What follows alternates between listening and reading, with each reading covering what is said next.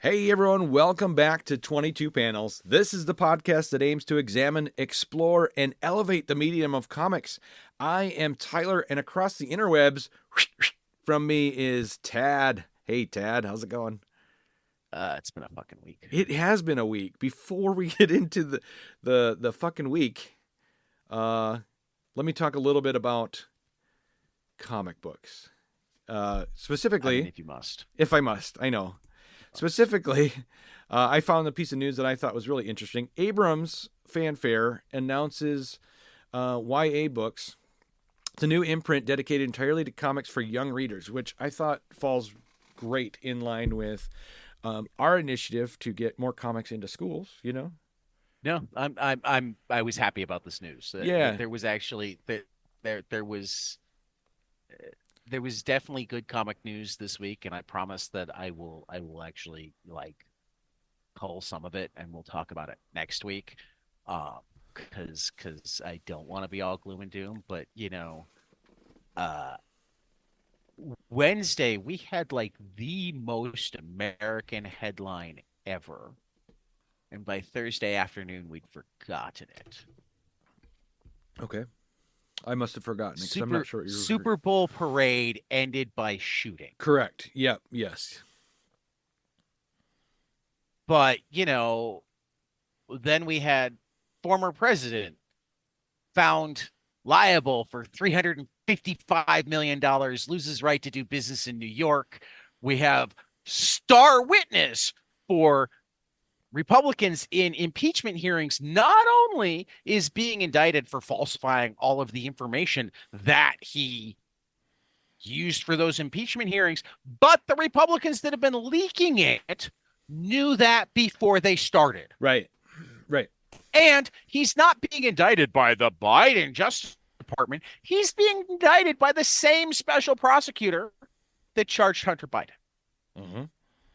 This is a right-wing prosecutor. We're still unable to help our allies in the Ukraine, and they're having to give up ground.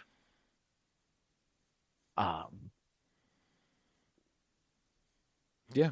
The main voice of reason in Russia, the main voice of the opposition of Russia, mysteriously died in prison this week. Hmm.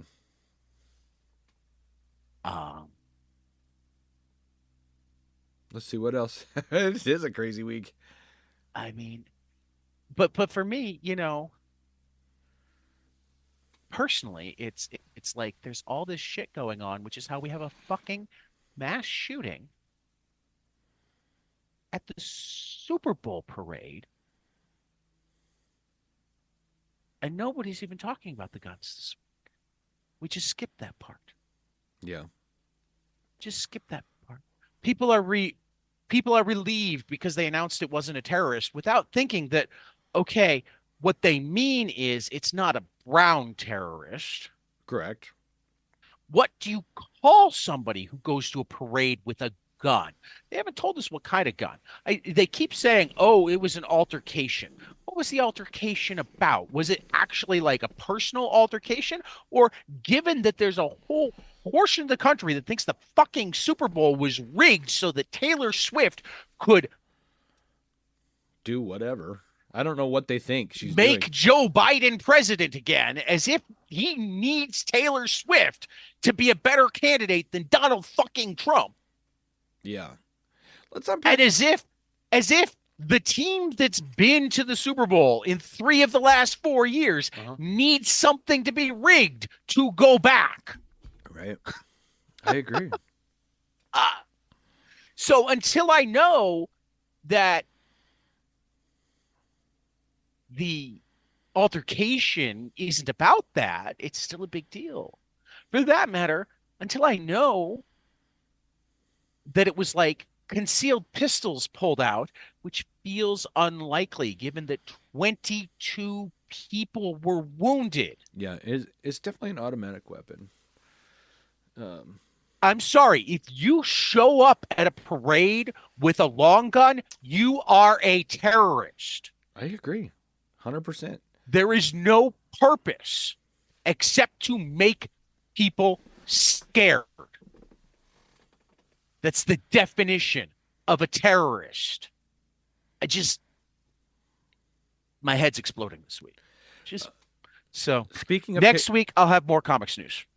Speaking of Taylor Swift, though, she did donate like 50,000, 100,000, something like that, to the aid of the victims. Of course she did. Yeah.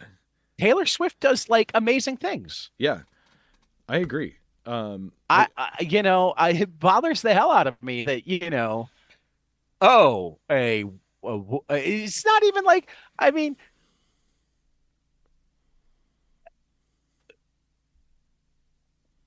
it's like, this is how far they are strictly old white men are the only people who should have good things. Mm-hmm. Because, oh no, a young white woman was successful. I agree. I don't get the conspiracy theory that she's somehow influential to Biden's presidential because reelection. They have to be angry. They have to be angry. I just don't get the logic. All they care about is being angry. Yeah. But while they're being angry, while they're going nuts to keep people angry, they're also going nuts to keep them fucking armed. Yeah. That's true.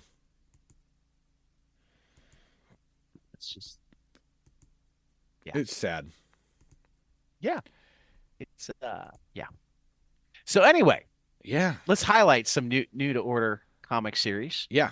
Akagun, Brutalizer of Gods. In an age thought forgotten, when man, monster, and the divine all strode the earth, a lone warrior emerges to test the immortality of the cruel gods who would deal destruction with impunity.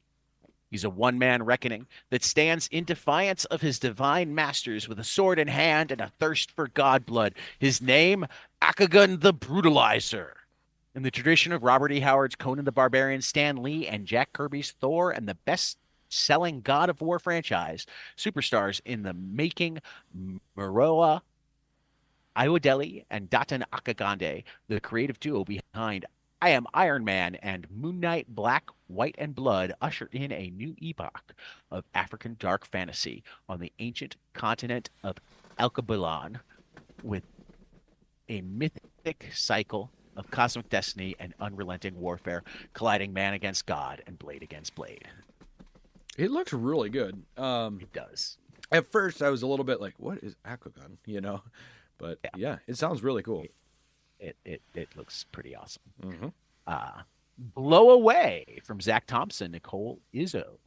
Unyielding wildlife photographer Bryn Brodagon, isolated in the remote cold of Baffin Island, sees something she can't unsee. An argument followed by an outburst of intense violence between two nearby climbers. Did she just witness a murder? In a frantic search for the truth, Bryn discovers just what she's looking for, but little does she know that more than the silent white of winter is keeping her company. Yeah, that looks really good. I like Zach Thompson's work. I do too. Butcher's Boy from Landry Walker and Justin Greenwood, deep within the backroads of the Pacific Northwest. An entire town fell victim to the brutal cleaver of Butcher of La Perdita. But that was more than 100 years ago, and in that time, the generational nightmare of murder and meat has been reduced to morbid clickbait folklore for bored travelers to share online. And yet, some say the butcher still haunts the streets at night, seeking fresh meat for his murder. A true Lovecraftian horror, or just the feverish dreams of a mentally unstable serial killer? 6 friends on a road trip are about to find out. From Dark Horse Comics. And from Rich Dueck and Gavin Smith, Heart Piercer. Adela thought she was saving the world, but hunting the great beast wound up dooming it. Betrayed by her lord and left for dead, she awakes in a dark world overrun by nightmares with a single mission on her mind: revenge. A thrilling new dark fantasy tale. This one looks cool. Yeah, it does. I like that we're getting a lot more like sword and sorcery stuff like lately. Yeah, it kind of goes in cycles. Like there was it does a while back, like 2017, 18, where we were getting a lot of those kind of books. Like not that this is in that same vein, but you remember Rat Queens? Yeah. I loved that book. And I felt like that was in that sword and sorcery, sand and sword kind of thing. But I think of it more of a D yeah, and they're like closely related, but I feel like there's the D&D quests and yeah, there's like the Conan Sword and Sorcery Revenge. yeah, you're right. Yeah, Um, I feel like we're going through a Conan-ish period right now. yeah, that makes sense. Though there's still the D&D stuff going on too. I mean, because like um, first volume of uh the give me a second. I have it in the notes because it was one of the books I read this week. First volume of The Hunger in the Dusk Mm, just wrapped up. okay. G. Willow Wilson. He's definitely, one of those very D&D inspired. Mm-hmm. Um, yeah. I mean, really, we're just in an era where like everything anybody's ever done in comics is being done and done really well, and we're coming up with new things. I agree. I agree 100%. So once again, the platinum era of comics. Mm-hmm. New to order for February 18th. Here's our new comic series. Akagun, Brutalizer of Gods, #1 from Marua Ayadeli, Doton Akandi at Oni Press, out on May 3rd. Blow Away by Zach Thompson and Nicola Izzo from Boom on April 17th. The Butcher's Boy #1, Landry Walker, Justin Greenwood, Dark Horse, May 22nd. Deadweights #1 from Tyrone Finch and Sebastian Perez from Ahoy on April 10th. Dick Tracy #1 from Alex Segura, Michael Marisi, Chantel, Amy Osman, Geraldo Borges from Mad Cave on April 24th. Drawing Blood #1 from David Avalone and Kevin Eastman and Ben Bishop, Troy Little from Image Comics on April 24th. Hack Slash, Kill Your Idols one shot from Tim Seeley and Stefano Caselli from Image Comics on April 3rd. Heartpiercer from our buddy Rich Duick and Gavin Smith from Dark Horse, May 15th. Hercules #1 from Elliot Kalin, George Cambadeus from Dynamite Comics, April 10th. The Disney Comics keep getting killer creative teams. Yes, they do. Love Me, a romance story #1 from Francesco Perillo and Stefano Corticelli and Lorenzo Scaramella and Buddy Bedoin from Mad Cave on April 17th. Principles of Necromancy #1, Jackson Lansing, Colin Kelly, Eamon Winkle, Magma, April 3rd. Rat City #1, Erica Schultz and Zay Carlos from Image Comics on April 10th. Silicon Bandits #1, Jason Starr, Dalibor Talajic from Magma Comics on April 10th. Something Crawled Out #1 from M. Sun and Cass Madcurse Pirano from Vault, April 10th. Star Wars, Darth Maul, Black, White, and Red from Ben Percy, Stefano Raphael, Marvel, April 24th. This one I'm very much looking forward to. Uncanny Valley #1 from Tony Fleeks and Dave Wachter from Boom on April 10th. Universal Monsters, Creature from the Black Lagoon Lives, #1. Dan Waters, Ram V, Matthew Roberts, and Dave Stewart, Image Comics, April 24th. And William of Newbury from Michael Avon Oming from Dark Horse on March 29th. Let's look at some graphic novels. Mark Twain's War Prayer.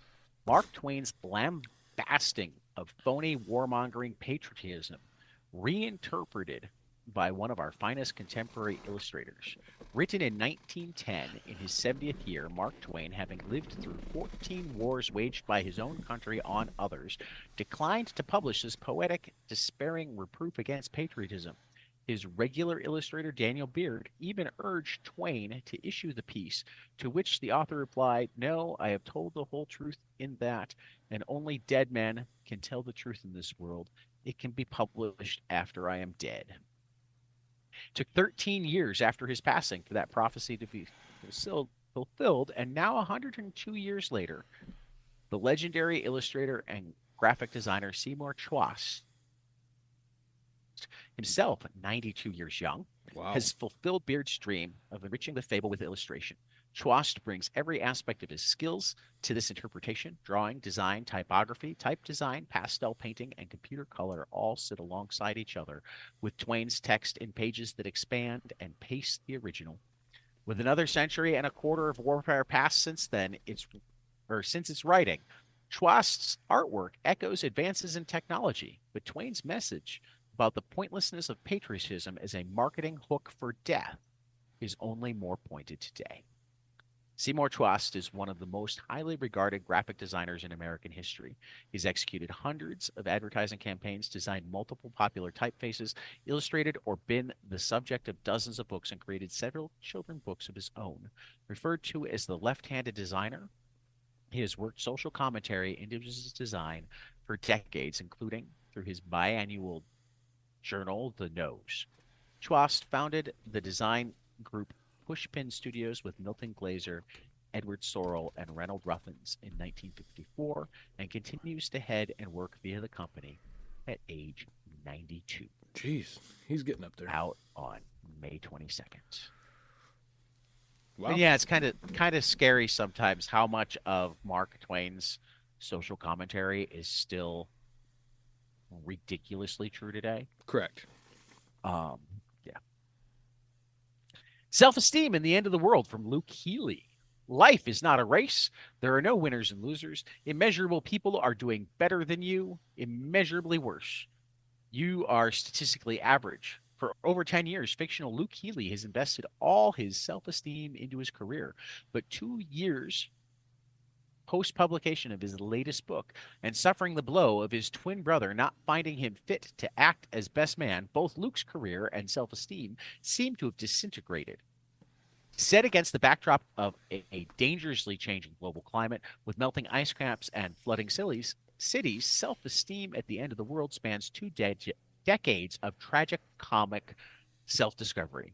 From discussing self-help books like Marie Kondo's with the guy you invited over for sex, to summiting a Greek mountaintop while pretending to be working remotely, and a workplace destination murder mystery to a Hollywood revival of Luke's early work, we see our protagonist grappling with his identity as the world crumbles. Quietly funny, smartly introspective, and grounded in deeply felt familial highs and lows, self-esteem at the end of the world ponders what happens when the person you are isn't who you need to be, who you are when nobody's watching, and ultimately, who can you possibly be at the end of the world?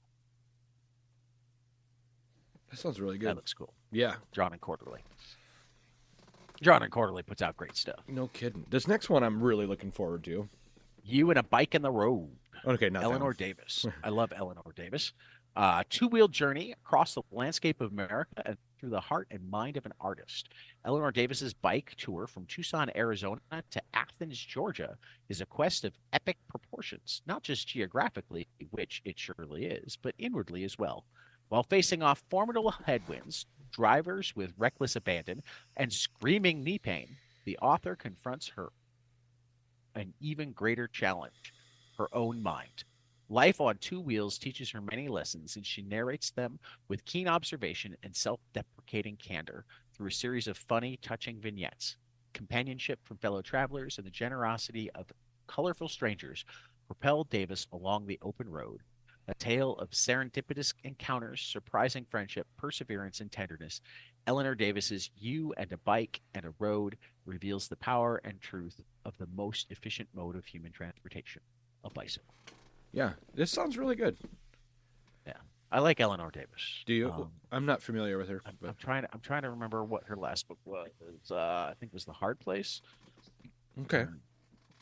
Let me. Phil. I can't. You're not filling. I have nothing. You said Phil, and I was like, I have nothing. Phil. I'm like, Phil? I know a Phil. Yeah, sure. Anywho, Her last book was The Hard Tomorrow. The Hard Tomorrow. Okay. Was really great. She also has a book called Why Art that was fantastic. How to Be Happy is fantastic. And those are the ones that I've read. Yeah. She's got a couple others. But yeah, she's a really what's the word I'm looking for? A grounded and interesting voice. Sure. Yeah. Nice.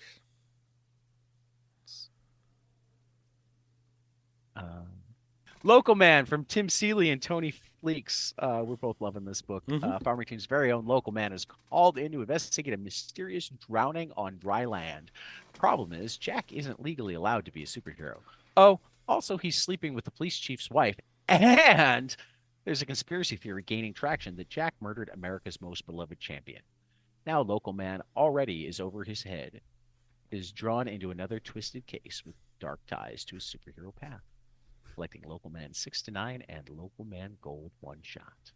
Yeah. I like this take on superheroes, Yeah. This has been fun. Yeah, it has been. It's been fun. Yeah. Scrapper is a good dog, adopted by good people. Sure, he spends his nights patrolling his post-apocalyptic metropolis with his buddy Tank, protecting its citizens from the city's totalitarian overlords. But everyone needs a hobby, right? When a catastrophe sends Scrapper's world spiraling out of control, he will need to rally the city's critters, stray and undesirables, to save both themselves and the humans around them. From the minds of games legend Cliff Bleszinski, best-selling writer Alex DeCampi, comes a action-packed, heartfelt graphic novel meant for anyone who ever wanted to pet the dog in a video game. Mom, don't worry, none of the animals die.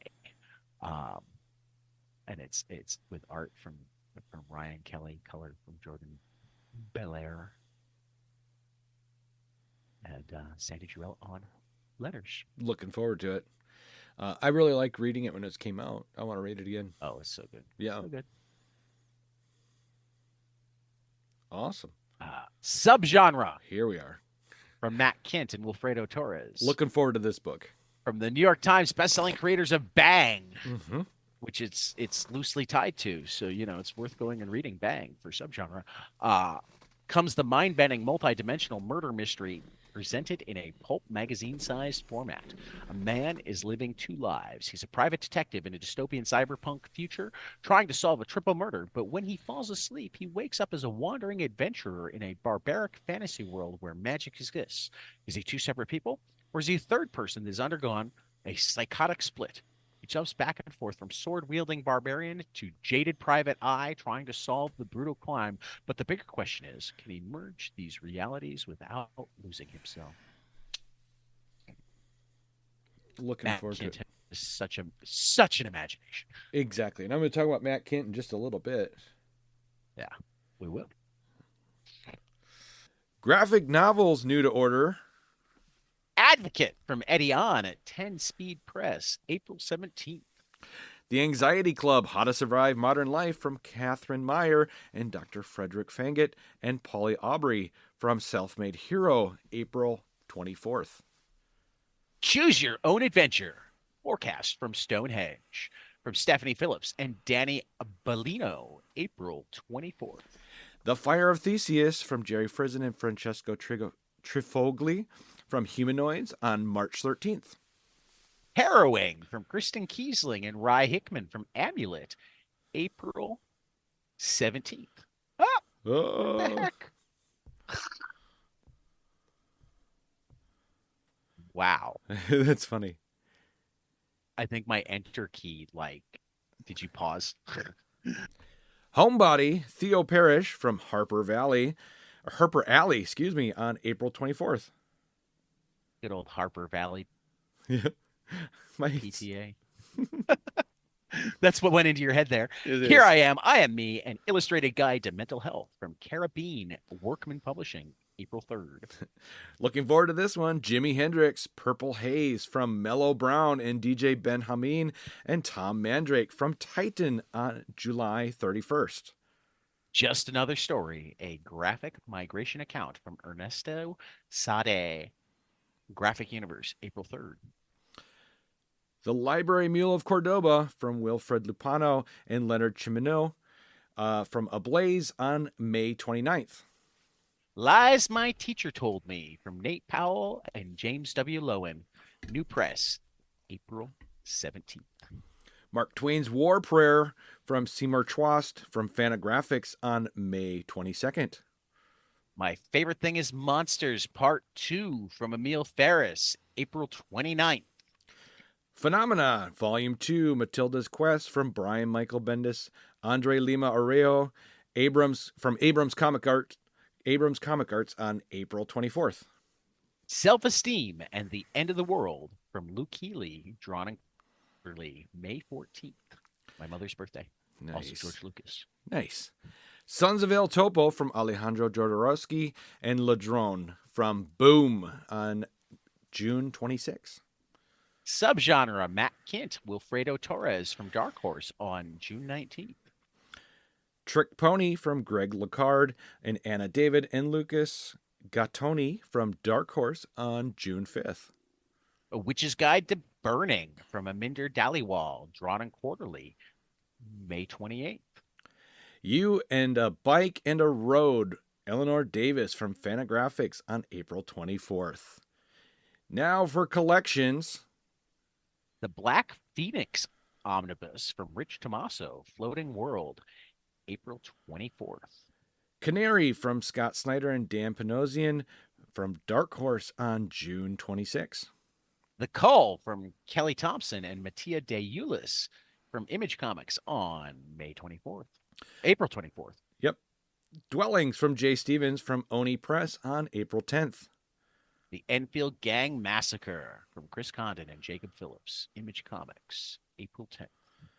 Local Man Volume 2 Dry Season from Tim Seeley and Tony Fleeks from Image on April 3rd. The Nasty from John Lees and Adam Cahoon from Vault Comics on May 8th. Rumpus Room from Mark Russell and Ramon Rosanas from AWA, April 24th. Scrapper from Cliff Blazinski, Alex DeCampi, and Ryan Kelly, Image Comics on April 24th. And Exo Man of War Unconquered from Becky Cloonan and Michael Conrad and Liam Sharp from Valiant on April 24th. There we go. All So right. some final order cutoff. We've got Graham Chaffee's Light It, Shoot It. His first graphic novel in 7 years. Fresh out of prison for an arson conviction, clueless 20-year-old Billy Bonney finds himself drifting through the seedy, unsavory world of cut-rate movie making. Even more out of place amongst his peers than he felt as a teen 6 years earlier when he got busted. We won't read the whole write-up for it because, we did that already. But this one looks cool. I'm very much looking forward to it. Out April 2nd. Morning Star from Tim Daniel, D.B. Andrea, and Marco Finnegan. 1956, Kootenai National Forest, Montana, when smoke jumper Nathan Garrett perishes in a raging wildfire. His surviving family hopes and happiness turn to ashes. Now, 1 year later, following Nathan's death, wife and mother of two, Jolene Garrett, takes her crumbling family to the Morning Star Lookout, seeking solace through closure to scatter her husband's remains.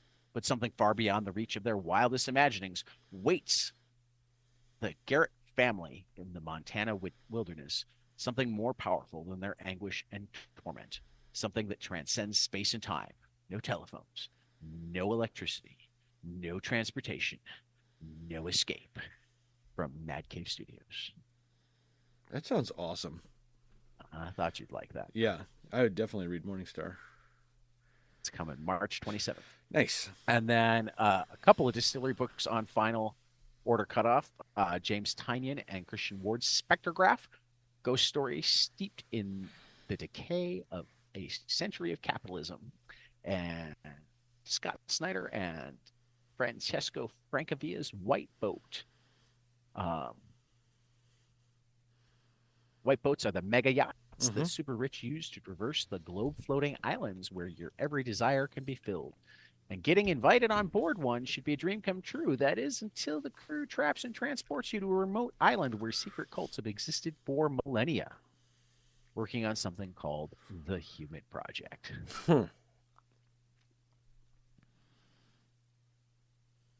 Yeah, Spectrograph White Boat, excuse me, sounds really interesting.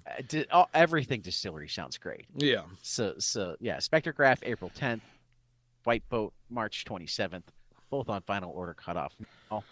Some Kickstarters worth mentioning. We talked to Ryan K. Lindsay about Within the Kind Red Building, a solo writing RPG. It sounds awesome. Go back and listen to that. We'll talk this week with John. Well, I will. You got to go work, so I'll talk this week with John Lees and Alex Cormack about Sync Monsters, their latest installment of the Sync series is kickstarting through March 8th. And Carl Kessel and David Hans, Impossible Jones Volume 2, the Ultra Cool Collector's Edition, is kickstarting through March 14th. So, Tyler, what'd you love this week? I really loved Blue Book 1947. This book it was very good. Is a prequel. Thank you. I was just about to put that in there. This book is a prequel to Blue Book that came out in 2023. And it is a factual account of first reported account of UFO sightings in 1947. And it was really interesting. I really loved it. It's just, I thought it was cool. I love the artwork. I love the way that Michael Avon Oeming's artwork is that blue-black coloring. You know, and the backup story was all black and white. I thought that was a really interesting the Zach change. Thompson backup was fantastic. Yep. Yeah. My second book, and I had sent a pic of this to you, going, I can't wait to read this. If you find this, so good. I'm Already Dead. Matt Kent, baby. Yeah. Spoiler at the end there. I'm not going to say the spoiler, but I couldn't believe what happened. Yeah. I thought he was the main character, and then. Yeah. Anywho. Yeah. It's a killer book. I'm looking forward to future issues. For sure. I like the larger format of this book. Did you buy it physically? Yeah. Okay. Yeah. So, yeah, this larger format, I'm not sure what to put it in for a bag or anything. It should fit in a magazine bag and board. Should it? Okay. I think I've got mine in one. Do you? Okay. I'll do that. No, I like that, everybody complained when DC started doing with Black Label, but none of the creators were upset. No, it's so much easier to figure out your damn shelves. Don't complain about having a better artifact. Figure out your damn shelves. I like the size. It was easy to read. I had it. Yeah. Yeah. And my number 3, Batman 143. We get from Chip Zdarsky and Giuseppe Camuncoli and Andrea Sorrentino. This continues to be great. I didn't make my list, but it continues to be great. I loved having that Joker backstory. We're finding out what the 3 Jokers was all about. Right. If you remember that story. Yep.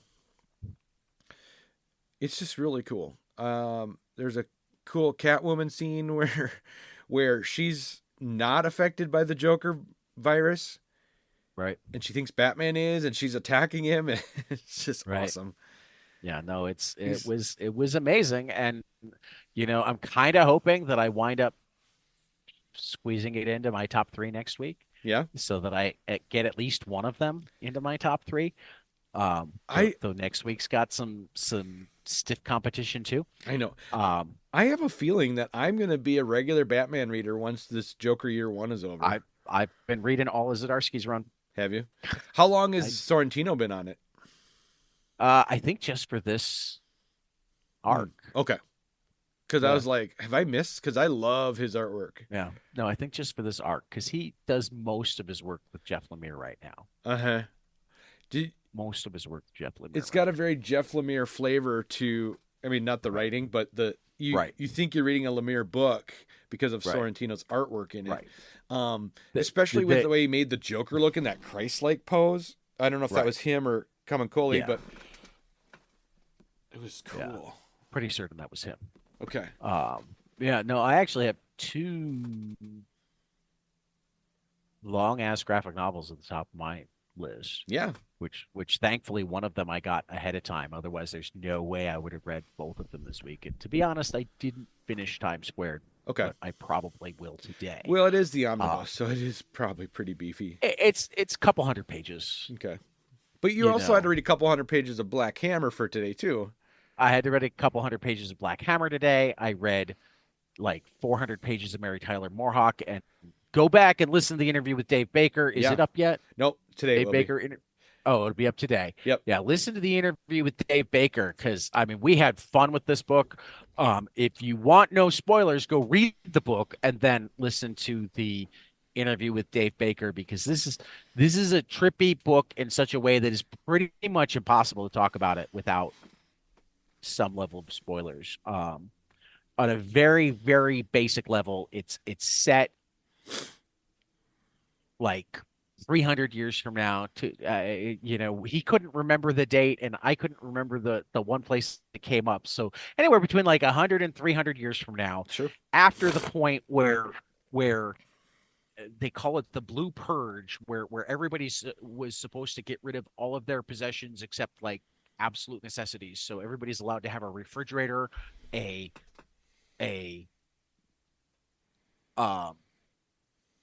dishwasher, and a washing machine. But you still got like massive capitalism because they're required to go obsolete.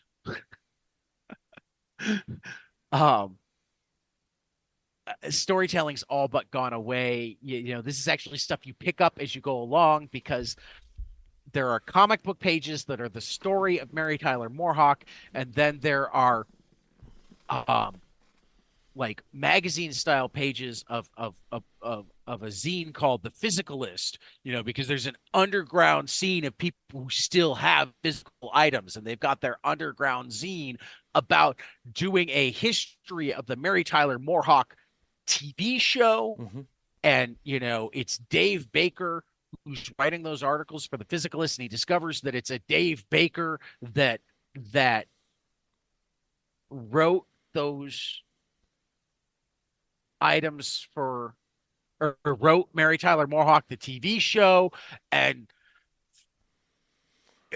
like a third of the book is footnotes, and the footnotes are both informative and funny. I don't even know. I'm just go read it. Go read it. Go read it. Go read it. Tyler, you will love it.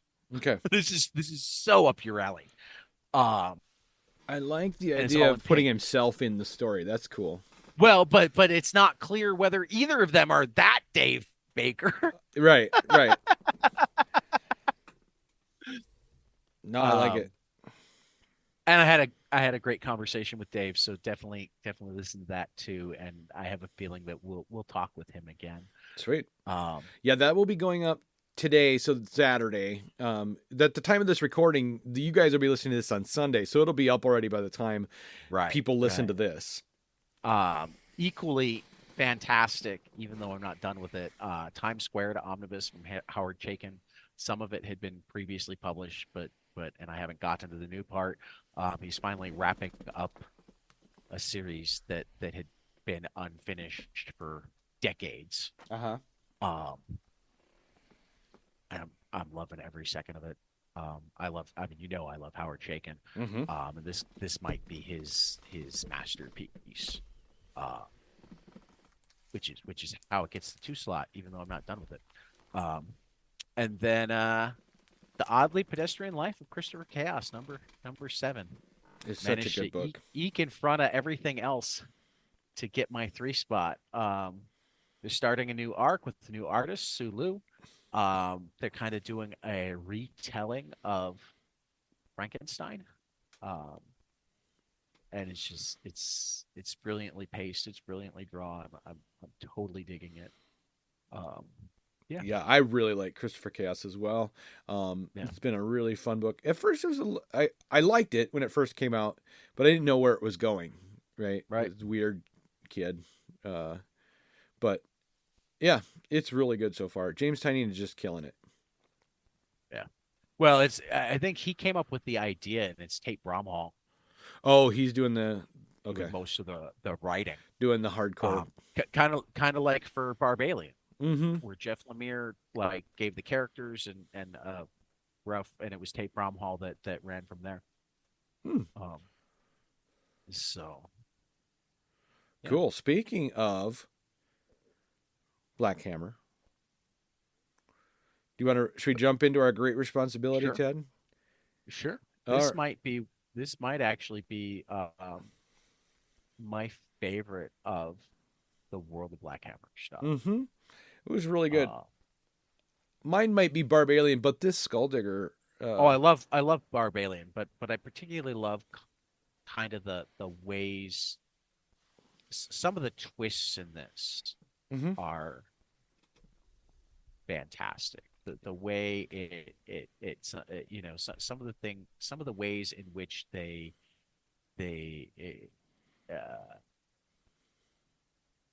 flip expectation on its head. Mm-hmm. You know, um, Skulldigger is their Punisher type character, and then it turns out that he's the son of the immortal evil Grimjack, and horror, and he tries to take in the son of two people who've been killed that he avenged because he got there just too late, and teaches him to be skeleton boy, blah blah blah, and It was brutal. He told the kid to look away before he killed the killer, and right. the kid was like, "I don't want to." And he's like, "All right, fine." Just Right. brains him right there. But then I mean I love that twist ending where Matthew, we discover his name finally, Mm-hmm. um goes, yeah, no, this isn't the life I want to live. um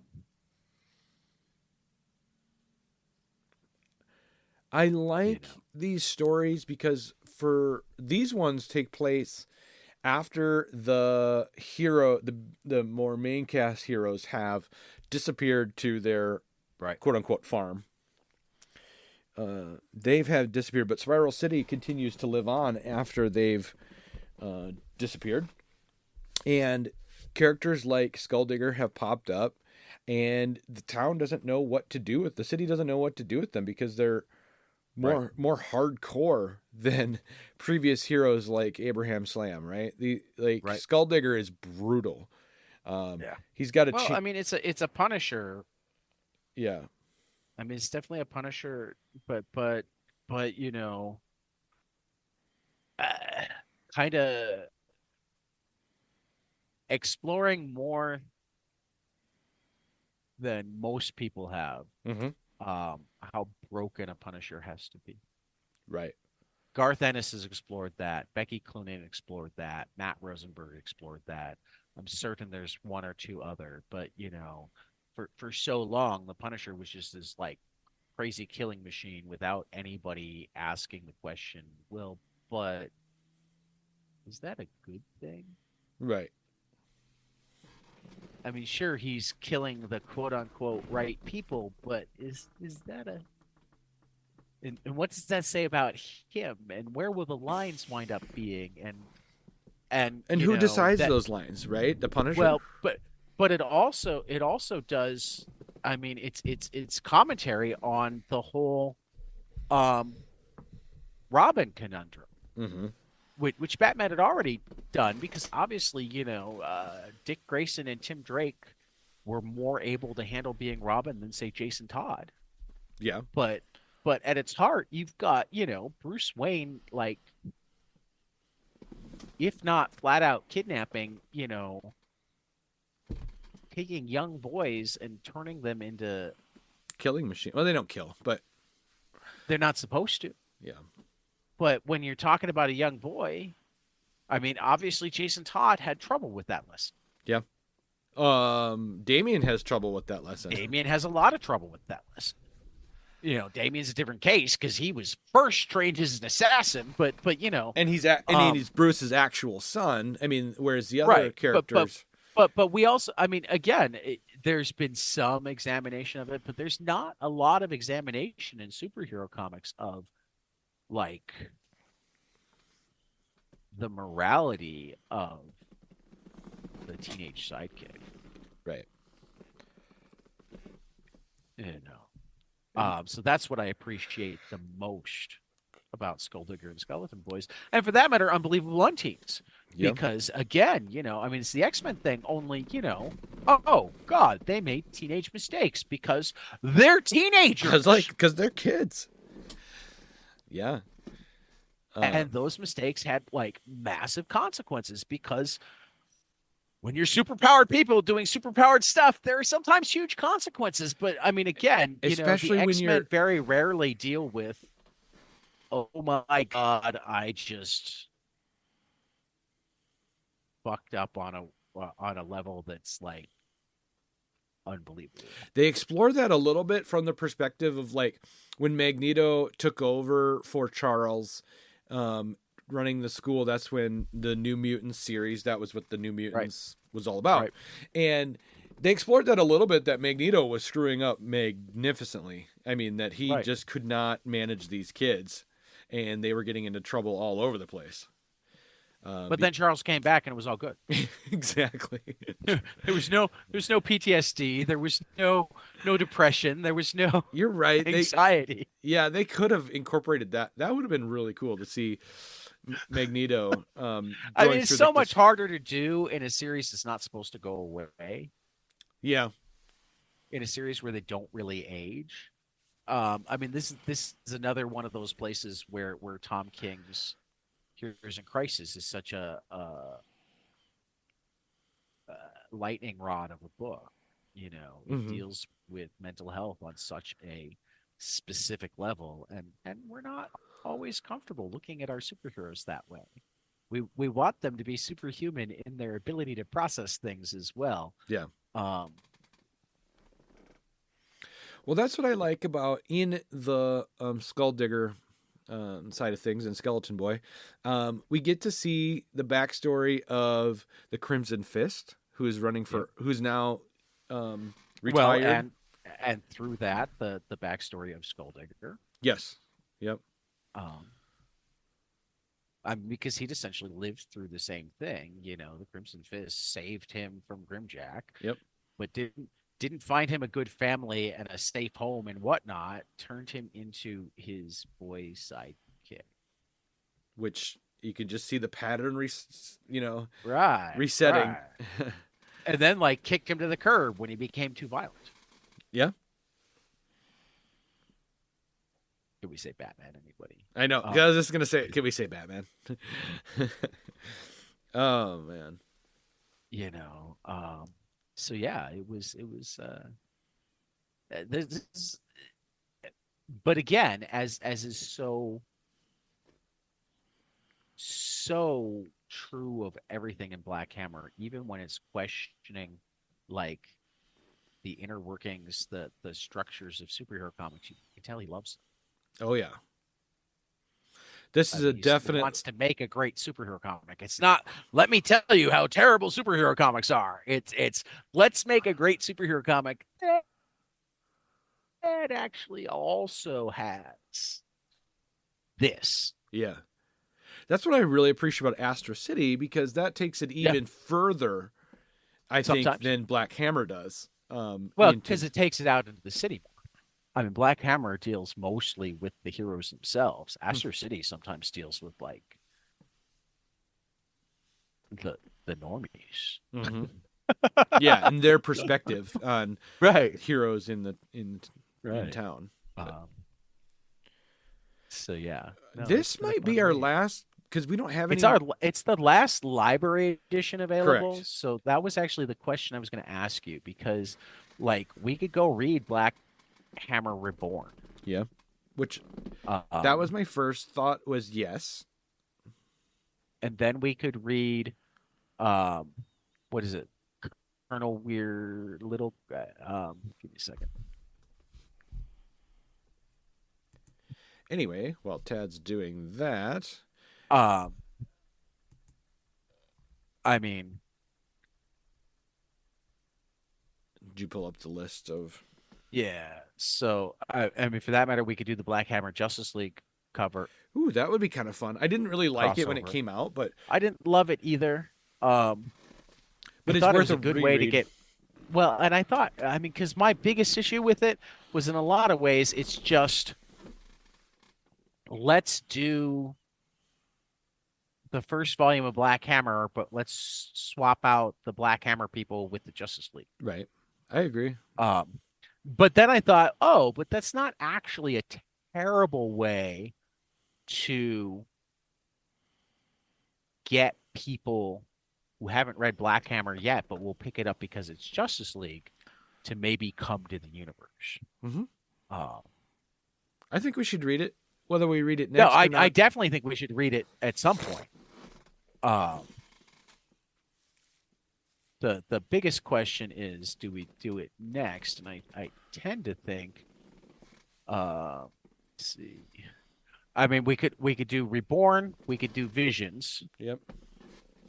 Um, My initial thought was doing Reborn next, but and then we have, I mean, beyond that, we've got the Last Days of Black Hammer, Colonel Weird, and Little Andromeda. Yep. And then Black Hammer: The End is still going just on. wrapping up. Yep. So I mean that's what we have left. What we have left is Black Hammer Reborn, Visions. Black Hammer Vision. So what I lean towards is let's do Reborn, Colonel Weird and Little Andromeda. Or next week, Reborn. Yes. The week after that, Colonel Weird and Little Andromeda. Mm-hmm. The week after that, Last Days of Black Hammer. And then the week after that, The End. Okay. And then the week after that, both Visions and Justice JLA. League. Yeah. Because they're kind of a separate, not entirely, but kind of separate. You know, the Visions having been other people writing, and Justice League being Justice League. obviously the crossover. Yeah. I agree. That sounds like good to me. So Black Hammer Reborn for next week. Okay. Great. So that book brings us to the end of our great responsibility. Ted, did you have anything else on that you wanted to I don't think so. add to the book, add to the conversation? It's been fun. I am really loving it. In Astro City too, that we've been reading concurrently, but we're all caught up in Astro City. Yeah, Volume 5. I mean, not entirely. We could find a way to do it, but it's not easily in print. But Volume 5 will be out. So I think with Astro City, we'll take it as the new ones come out. Yeah, with the republications. Sounds good. Yeah. So, Dad, 3 books you hope will be spectacular next week. I mean, Animal Pound #2. Yeah. I didn't include this one because you had it, so I didn't put it on there, but it is high on my list. Yeah, Animal Pound #2. Blasphemous #1. I just reread the Ashcan. I love Mirka Andolfo. I love satire of religion for profit. This is both. And then Firepower wraps up this week. So the end of Chris Samney and Robert Kirkman's Firepower #30 is this week. The 3 books I know are amazing because we're cool enough that we've gotten to read them. Cemetery Kids Don't Die #1. Oh, so fucking good. Go listen to the conversation with Zach Thompson. Man's Best. #1. The Ashcan comes out this week. Go listen to the Porn Sack Pishote Jesse Lonergan conversation. It's fantastic. And Six Fingers #1 from Dan Waters and Sumit Kumar comes out this week. I just got to read this like yesterday or Thursday because we're talking to, it's been confirmed, Dan Waters will be joining Ram V with us on Monday. So I am so looking forward to that because these 2 books are just, yeah, I know that you liked The One Hand, so I'm encouraging you to go into our email and take the time to go Six read Fingers. Six Fingers because the way they play off of each other Is is cool. is I knew that was really going to cool. happen. I mean, when they announced this and we Yeah. were like, Yeah. are these Yeah. books They connected? they very much are. That's what I was hoping for because I love Yep. that idea. Yep. So yeah, Awesome. that's what I'm looking forward to the most this week. Me. Looks like you got one of them. Yeah, Cemetery Kids Don't Die from Zach Thompson and Danielle Irizarry from Oni Press. That looks really great. I haven't read it yet. I know we've got it, but I'm waiting for the actual issue. This next one is Teenage Mutant. Well, you weren't able to do that interview, so it's not as big of a deal. No, and Teenage Mutant Ninja Turtles Source Book #1 from Patrick Ellers from IDW.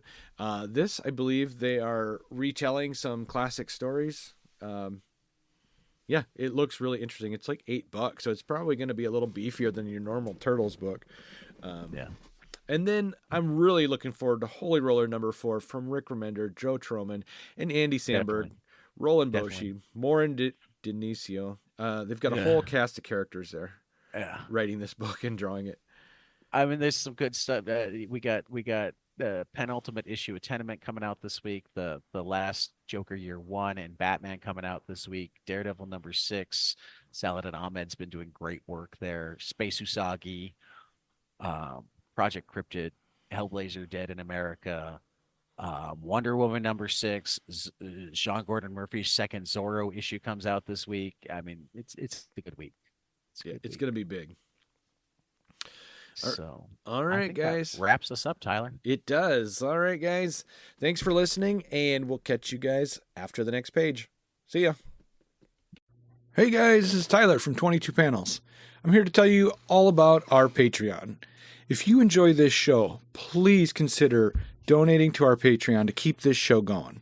We have many different tiers, all different levels to help you decide what's right for you. Okay, so get on out there to patreon.com/22panelspodcast.